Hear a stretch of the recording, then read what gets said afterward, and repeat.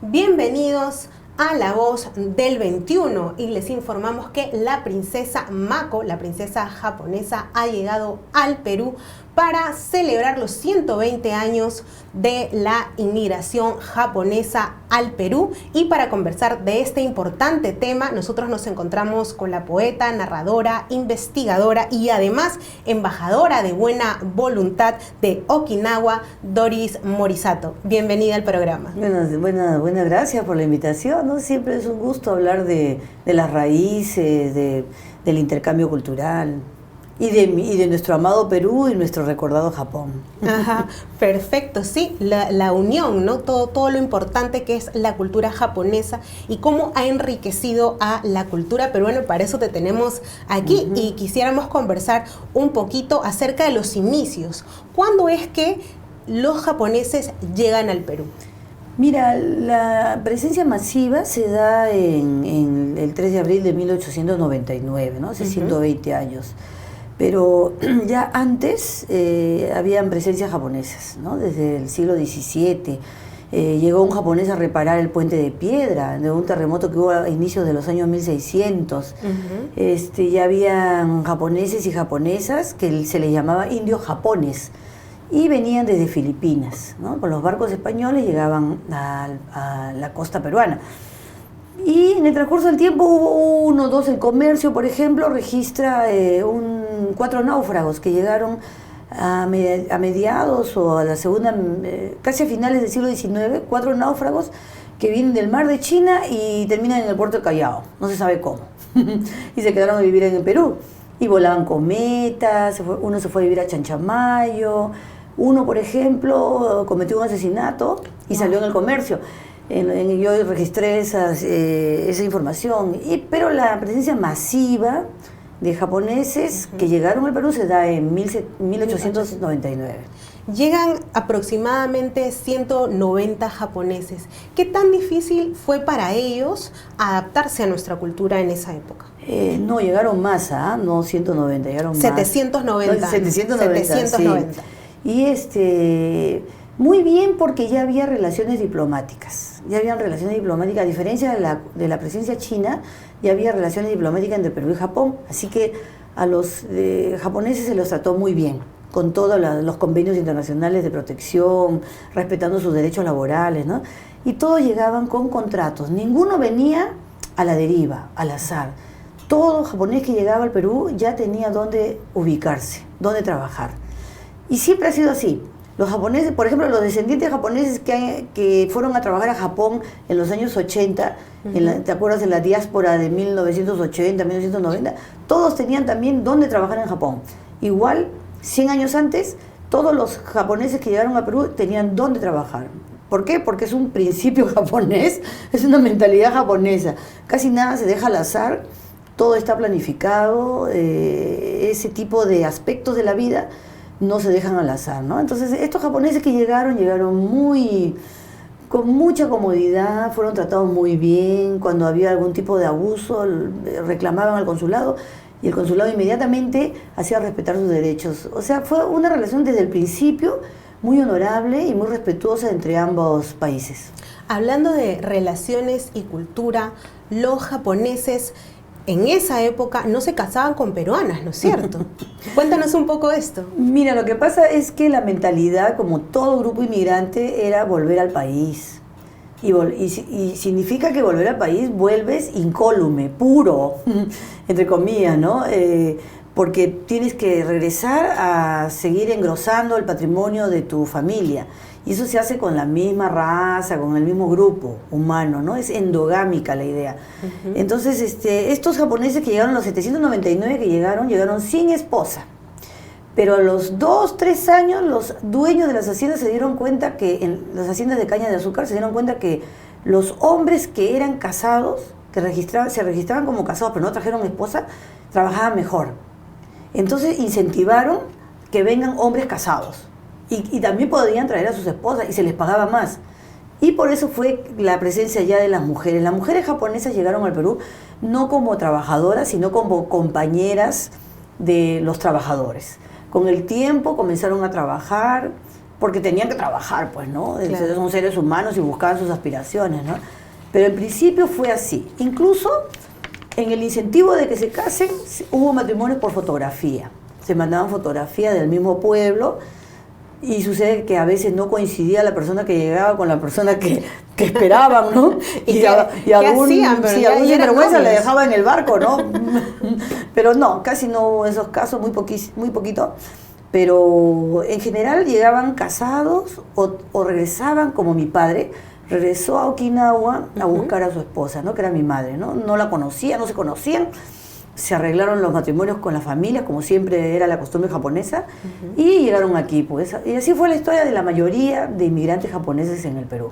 Ahora hay que hablar de la importancia de la cultura japonesa y cómo ha enriquecido la nuestra. Y hay personajes muy importantes que han enriquecido nuestra cultura que nosotros podemos considerar. Acá tenemos una pequeña lista y tú me dirás, yo sé que también has escrito este hermoso libro que son las crónicas de mujeres Nikkei, y también ahí tienes una serie de personajes importantes. Nosotros tenemos acá una lista que es Ricardo Higa, que fue el primer torero de origen japonés del Perú y el mundo. Akira Kato, que fue el jugador de la selección de vóley de Japón y luego se interesó en la dirección técnica. Está Tilsa Tsuchiya, muy bien, el arte y los colores. También tenemos a Humberto Sato, que sí lo recordamos, ¿no? Como pionero de la cocina Nikkei en el Perú. Y la José Costanera 700. Exacto, y José Watanabe también. Así es. Que es uno de los que ha marcado Gran nuestra poeta. Cultura. Así es. ¿Quiénes más tú conoces que hayan marcado también nuestra cultura peruana? Bueno, hay varios, ¿no? En el deporte hay muchísimos, ¿no? Está el ciclista Teófilo Toda, que en 1950 no pudo ir a representar al Perú en el Mundial de Montevideo porque el presidente Odría no le quiso dar el pasaporte, porque dijo que no era peruano. ¿Ves? Ese es un caso, ¿no? de conflicto que hubo y bueno, se subsanó luego. Tenemos a Humberto Sugimizu, el billarista. Tenemos a la voleibolista Olga Sato. En la medicina tenemos a Ana Rosa Kanashiro, ¿no? Que además fue presidenta del INAVIF y lo reactivó. Claro. ¿No? Y varios. Está Rosita Nakandakari de Jimura, creadora del pulpo al olivo, por ejemplo. Bueno, también no podemos olvidarnos, pese a todas las diferencias políticas que podamos tener en este momento especial en el Perú, que vivimos una crisis política, Alberto Fujimori, pues, ¿no? Claro, entre los políticos, ¿no? Entre los políticos. Tenemos también en las fuerzas policiales a Marco Miyashiro, el general, que fue uno de los artífices para acabar con el terrorismo, ¿no? Tenemos a muchos congresistas, a Samuel Matsuda, etcétera. Pero sobre todo, para no entrar en conflicto, es el tema. Podemos entrar al tema del arte. En el arte tenemos a muchos ahorita. Los artistas plásticos que se consideran Nikkei o descendientes japoneses vienen a ser la comunidad más grande de artistas que se sienten descendientes de japoneses. El grupo de descendientes de japoneses, ¿no? Tenemos a Eduardo Tokeshi, Jaime Higa, Aldo Shiroma, Erika Nakazone Chinen, en fin, Carlos Runzi Tanaka. Tenemos más de 30 artistas plásticos y artistas plásticas que se consideran descendientes de japoneses, ¿no? Para aquellos que no conocen este término Nikkei, por favor explícanos exactamente qué significa. Bueno, en los años 90, 1990, se quiso unificar en una sola palabra a los descendientes y las descendientes de japoneses en el mundo. Entonces el término Nikkei representa a la primera, segunda, tercera, cuarta, quinta, sexta generación, porque acá en el Perú ya tenemos hasta quinta, sexta generación, ¿no? Ya antes se decía, contando en japonés, Ichi, Ni, San, Shigo, ahora se decía Issei, Nisei, Sansei, Yonsei, Gosei, ahora se dice Nikkei. Cualquier descendiente japonés se dice Nikkei. Y aspiramos a que con el tiempo la palabra Nikkei no solamente tenga que ver con la sangre ni la raza, sino con una forma de ser disciplinada, una forma de comer rico, un tipo de comida, un tipo de pintura, un tipo de poesía, una manera de ser también, ¿no? De la disciplina, el trabajo, el compromiso, ¿no? Hay principios japoneses que todos los descendientes y todas las descendientes todavía aplicamos, como es por ejemplo, el enryō. El enryō es una forma de pudor social. es la consideración del resto. Es no hacer protagonismo, no hacer mucho ruido y trabajar colectivamente. No aplastar a los otros y pensar en los demás antes de hacer algo, para no fastidiar o para más bien beneficiar al resto, ¿no? Ese es un principio japonés, por ejemplo. El kimochi es un principio que viene de kokoro, del corazón, de hacer las cosas con cariño. Cuando un japonés, una japonesa, un descendiente hace algo, lo hace con compromiso y no por la plata, ni porque le están vigilando, sino porque es un compromiso, porque están confiando en ti, es el honor, ¿no? Entonces, ese tipo de cositas yo creo que ojalá con el tiempo, yo lo pronostico, van a formar parte de la característica de ser una persona Nikkei, ¿no? Sea cualquier raza, va a decir, él tiene una influencia Nikkei, ¿no? Claro. Eso sería bonito. En tu caso, ¿cómo ha sido? ¿Cómo ha sido en tu casa? ¿Cómo tus padres te han transmitido todos esos principios japoneses? Claro, yo soy un caso especial porque yo soy una de las últimas de segunda generación, yo soy una de las últimas hijas de japoneses, ¿no? Yo soy hija de número 11, entonces nací tardíamente, con padres ya ancianos y con muchos conflictos, a la manera de Arguedas, a la manera de José María Arguedas, porque mi papá y mi mamá hablaban en un idioma y yo no hablaba en ese idioma porque con la Segunda Guerra Mundial, cuando Japón pierde la Segunda Guerra Mundial, se cierran todos los colegios de japoneses en Perú. Y los papás y la mamá no querían que nadie hable en japonés. Es más, que pasáramos desapercibidos y desapercibidas. Bien difícil, ¿no? Porque físicamente... Claro. Entonces, incluso nos ponían nombres en castellano diciendo que así se va a camuflar más. Pero eso es imposible, porque me pusieron Doris, pero yo me llamo Midori. Mi hermana se la bautizaron Carmen, pero se llama Yemi. La otra se llama Mitsuko. Y a Haruko le pusieron Susana, pero nadie le dice Susana, le dice Haruko, ¿ves? Entonces, en fin, fueron formas, estrategias de sobrevivencia. En mi caso, crecí con ese conflicto y yo creo que lo llené con estudiando, ingresando a San Marcos, buscando ser peruana. Porque la verdad, todos los descendientes de japoneses aquí en el Perú nos sentimos peruanos y peruanas. Ninguno se siente japonés. Nos sentimos herederos y herederas de una cultura japonesa, pero nos consideramos bien peruanos y peruanas, como el ceviche, la chicha morada, lo que tú quieras, con la camiseta peruana, todo. O sea, cada vez más, digamos, los descendientes de japoneses ya tienen más arraigado el Perú que Japón, ¿no? Ya ustedes lo sienten lejos. Mira, los nuevos descendientes y las nuevas descendientes van a sentir menos conflicto que el que yo sentía, por ejemplo, ¿no? Como te decía, yo traté de suplirlo con la cultura y escribiendo poesía, porque en mi casa nadie hablaba bien el español, entonces yo comencé a querer hablar bien español, e incluso a veces me hacían bullying, porque decía que hablaba en difícil, pero juntando palabras me salió un poema, me salió otro poema, y llegué a Vallejo, y llegué a Valdelomar, a Eielson, ¿no? Y me sentía más peruana y la verdad yo amo mi país y amo el idioma español y por eso amo Latinoamérica, ¿no? Entonces los nuevos descendientes ya no van a tener ese conflicto, ya con la televisión, con el internet, con todo se sienten ciudadanos y ciudadanas del mundo, pero eso sí tienen su gotita de sangre japonesa, que lo llevan con mucho orgullo, con mucho cariño, pero tú no sabes cómo la gente dentro de la colonia, la comunidad peruano-japonesa ama el Perú. A veces hay dudas sobre ello y me parece injusto, porque nosotros recontra queremos este país. ¿Y qué tradiciones en casa de los Nikkei aún se mantienen de Japón? Muchísimas, casi todas. Yo soy budista. Yo sigo rezando delante de un Butsudan o de un altar budista, ¿no? Mi cosmovisión es budista. Es una religión de 2500 años de antigüedad, ¿no? De no hacer la guerra, de justamente ser muy diplomática. Luego también la comida, seguimos comiendo con ohashi, con palito, ¿no? Seguimos haciendo las frituras. En casa se enseña desde pequeño entonces a los niños a comer con palito. Así es, y siempre hay un juego. Cuando nace un bebito o una bebita, le ponen su juego de ponerle una tijera, un lapicero, una moneda, me parece que es un libro. Y al niñito, cuando cumple un año, tiene que elegir algo. Con eso dicen que ya se sabe qué va a ser de grande.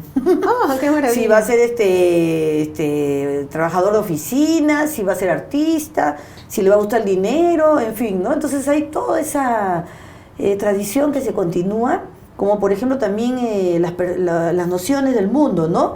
El lugar donde se pone el incienso es un dios que antes se llamaba Jinucán, es el dios del fuego, y ahí se coloca el incienso y ahí se reza. Entonces, varias cositas, la comida, la religión, los sentimientos, la manera de ser, la culpa, ¿no? Cómo se sanciona socialmente a uno que saca el pie del plato, a uno que se porta mal, o un hijo que no entiende, o una hija que, etcétera. También hay formas de sancionar, ¿no? Casi nunca se aplica la violencia. La cultura japonesa, la cultura okinawense es muy, muy tácita, muy de silencio. El silencio es el peor látigo. ¿Cuál es la importancia de la presencia de la princesa japonesa Mako en el Perú? Muchísima, ¿no? Porque para quienes se sienten todavía ligados a Japón, que Perú le importe Japón ya es muy importante, ¿no? Y que una integrante de la realeza más antigua del mundo, que tiene 2.700 años de antigüedad, venga a visitar a los descendientes de su país, es muy importante para quienes estamos aquí, ¿no? Para ella también debe ser muy importante, la princesa Mako, y por eso también viene al Perú, viene a Bolivia, ya fue a Brasil, porque ser japonés, ser japonesa o ser descendiente de japonesa es muy fuerte, es muy fuerte. No solamente llevarlo en los ojos, ni en la forma de comer. Aquí sobre los hombros se carga toda la cultura. Tú no te puedes, mira, te voy a poner un ejemplo, tú no te puedes portar mal porque tu apellido está en juego, tu honra, toda tu familia. Tú no puedes hacer algo malo por eso. O sea, no puedes ser un ente individual. Eres un ente colectivo, eres parte del clan de la tribu. Eso es bueno y también es malo. Pero nosotros somos muy hábiles y sabemos comulgar las dos cosas. Aquí seguimos 120 años después. Y lo que quizás muchas veces se ha perdido, ¿no? El respeto por la palabra, por cumplir la palabra, que se ha perdido en esta época, ¿no es cierto? Sí, estamos viendo a muchos políticos perder el poder de la palabra. Todas las culturas se basaban en la palabra, en el honor, ¿no? Todas, no solo la japonesa, todas, la china, la occidental y todo. Pero con el transcurso del tiempo, pues, el poder y el dinero han envilecido y corrompido a la gente, ¿no? No sé por qué quieren tanto poder, no sé por qué quieren tanto dinero, ¿no? Entonces, es necesario lo suficiente como para estar bien, vivir en bienestar y hacer más civilizada la tierra, ¿no? Pero eso también ha pasado en la colonia, en la comunidad japonesa. No creas que no. Tú sí sabes muy bien cuál es el poder de la palabra y aquí está en Crónicas de Mujeres Nikkei. Háblanos un poquito de este libro y sé que va a estar en la Feria del Libro de este año. Sí, este libro nació de un anhelo por responderme las preguntas que no pude obtener de mi mamá, porque me dejó cuando yo tenía 25 años. Ahí está mi mamá. Es la segunda de la fotografía, mira. Tenía 18 años, estaba a punto de partir de Okinawa hacia el Perú, iba a atravesar todo el Pacífico para empezar una vida con un hombre que no conocía, nunca lo vio en su vida, 13 años mayor que él, que era mi padre, pero que aquí fundaron una familia, ¿no? Y siempre me gusta decir que el concepto del amor en Asia es diferente al de Occidente, ¿no? En Asia es la idea de nacer frío, nace frío y se va calentando en el camino hasta los 10, 20, 30, 40, 50 años, a diferencia a veces de Occidente que nace muy caliente y a veces se va enfriando en el camino.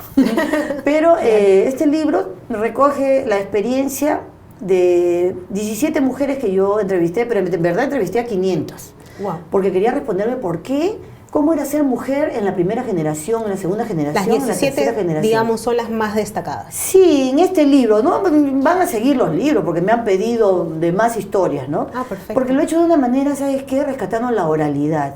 Hay una señora que ahí dice, abrió una cantina y aprendió de los borrachos. Y aprendió a hablar español con los borrachos. Y ella decía, para que se vaya, decía, oye, sécalo, para que se vaya, ¿no?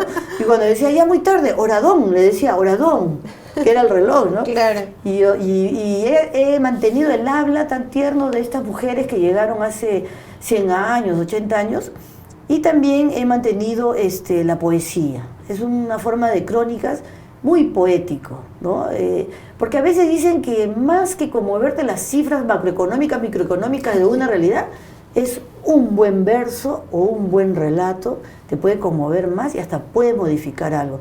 Por ejemplo, la Catedral de Notre Dame se modificó y se arregló gracias a la novela de Víctor Hugo, porque se estaba cayendo a pedazos en su época. Él escribió Nuestra Señora de París y gracias a esa novela lograron refaccionar la iglesia. Fíjate, el arte sí puede llegar a los corazones y sí puede hacer que nos integremos, ¿no? Entre peruanos, descendientes japoneses, etcétera, ¿no? Y descendientes de italianos, árabes, migrantes andinos, costeños, sureños. La verdad, somos un país tan rico en la amalgama, que tenemos que cada uno sacar libros como este, cada uno desde lo que conocemos, para no ser falsos y falsas, ¿no? De lo que sabemos. Y para no perder la historia. Y la memoria, para mantener la memoria, pero integrarla, ¿no? Integrarla y mostrarle que lo más importante no son los políticos que tuvimos en la colonia japonesa, en la comunidad japonesa, sino las vidas de mujeres y hombres que hicieron historia cuando cocinaban, cuando cuidaban al bebito, cuando salían a trabajar, cuando la señora vendía cocoliche, etcétera. ¿Ves? Esas cosas hay que rescatar, eso es lo que realmente importa en la vida. Muchísimas gracias, Doris, por haber estado en el programa. Vas a ser nuestra caserita entonces aquí para seguir contándonos acerca... Para hablar de otras princesas que lleguen. Para hablar de otras princesas que lleguen, para hablar del libro, para hablar de la feria que ya se viene. Perdóname, el libro se presenta, se vuelve a presentar hoy una mesa redonda el 26 de julio a las 7 de la noche en la Feria Internacional del Libro de Lima, ¿no? Que va a ser una feria a todo dar, porque es el Universo Vargas Llosa. Y se prepara, y viene el premio, ¿no? Por primera vez viene el premio Nobel Mou Yan, por ejemplo, de China, ¿no? Es una feria y me da mucho gusto estar en esta feria, de verdad. Y volver, porque estuve viviendo 4 años en Colombia y ahora regreso con este libro. Muchísimas gracias por estar con nosotros. Gracias a todos los que se han conectado. Estuvo con nosotros la poeta y la embajadora de buena voluntad de Okinawa, peruana de corazón, y Nikkei también, hablándonos acerca de la importancia de la llegada de los japoneses al Perú. Este año es su aniversario, 120 años de enriquecer nuestra cultura. Buenas tardes y muchas gracias por estar conectados.